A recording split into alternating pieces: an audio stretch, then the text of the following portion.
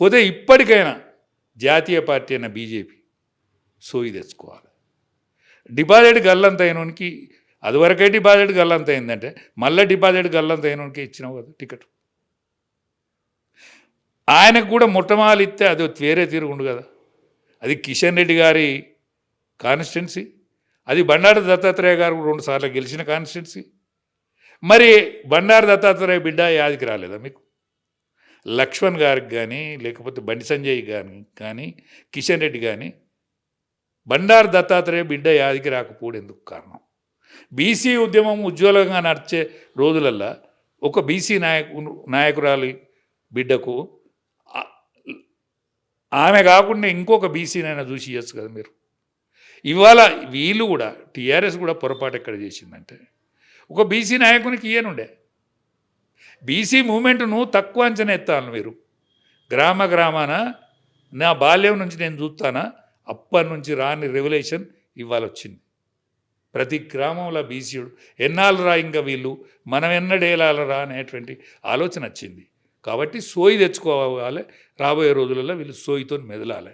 మెదలకపోతే 18 ఏళ్ళ నుంచి 30 ఏళ్ళు ఆనాడు ఉద్యమ కోణంలో ఎట్లయితే టీఆర్ఎస్కి పనిచేసిందో ఇవాళ డైరెక్ట్ 18 ఏళ్ళ నుంచి 30 ఏళ్ళు ఉన్నోడు డైరెక్ట్ మోడీకి కనెక్ట్ అయ్యిండు. వాడు హిందూ బీజేపీ అయ్యిండు, కానీ వానికి లీడర్ లేడు.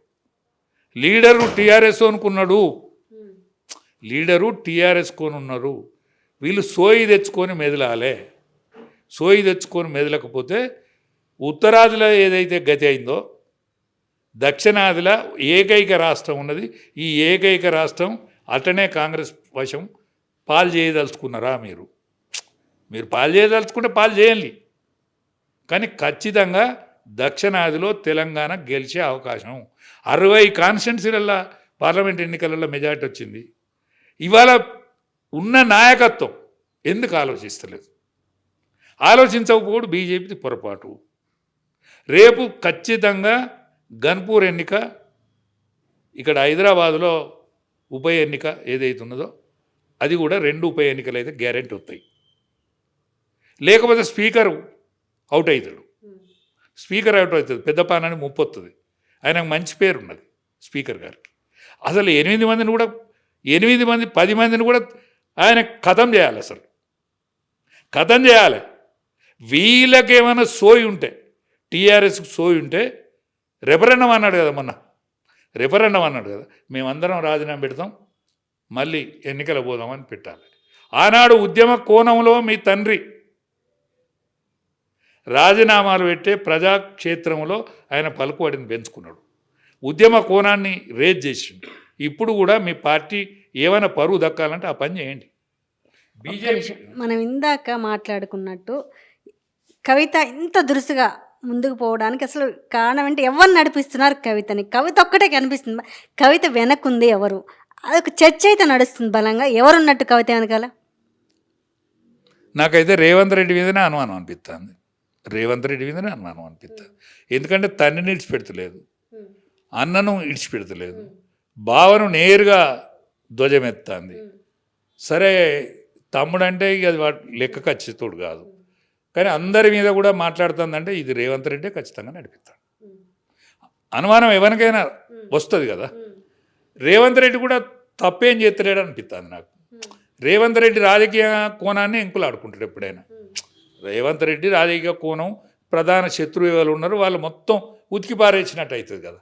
ఇప్పుడు బీజేపీ స్వయంకృతాపరాధం అంతర్గత కళాలతో బీజేపీ నాశనం అవుతుంది.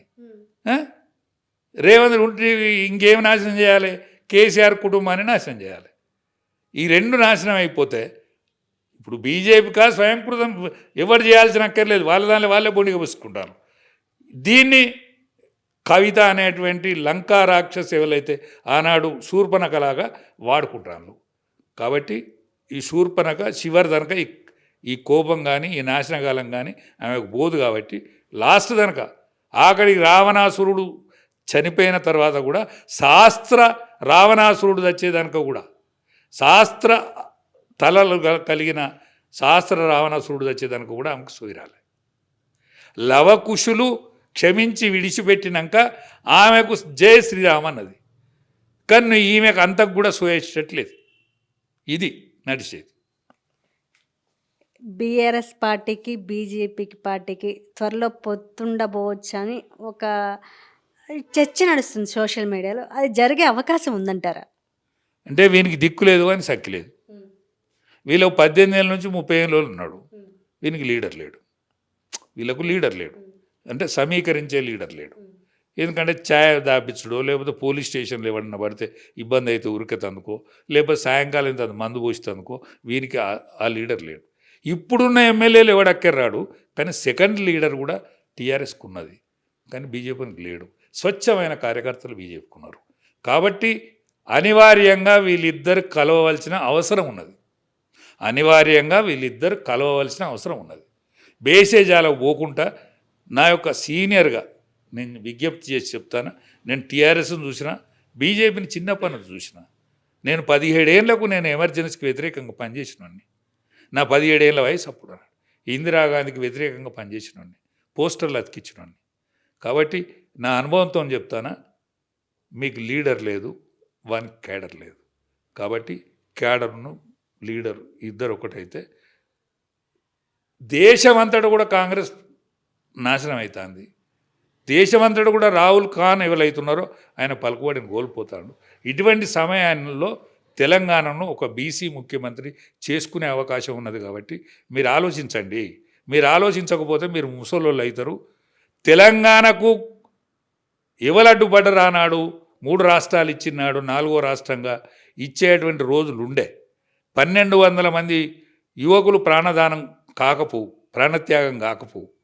ఆ ప్రాణత్యాగాన్ని ఆపాల్సిన అవసరం ఆనాడు పలుకుబడగలిగిన వెంకయ్యనాయుడు మీద ఉన్నది. కేసీఆర్ కుటుంబం వీళ్ళకు రాకపోవు. వెంకయ్యనాయుడు పుణ్యాన్నే ఆనాడు ఆగింది. నీ శిష్యులు ఇప్పటికున్నారు. అదే లక్ష్మణ్ గారు, కిషన్ రెడ్డి గారు, వాళ్ళకు చెప్పి విస్తృతపరచండి. 8 మంది పార్లమెంట్లు ఉంటే మన పార్టీ వాళ్ళు అందులో 2 మాత్రమే. 8 మంది అసెంబ్లీ మెంబర్లు ఉంటే మన పార్టీ వాళ్ళు ఒక్కడు కూడా లేడు. వాళ్ళందరూ పరాయి పార్టీ వాళ్ళే. ఇవాళ మీరు ఎవ్వరు రావద్దు అనుకొని రామచంద్రరావు లాంటి మంచోడే, తెలియగలోడే, కెపాసిటీ ఉన్నోడే, కానీ ప్రజాదరణ లేనోడు.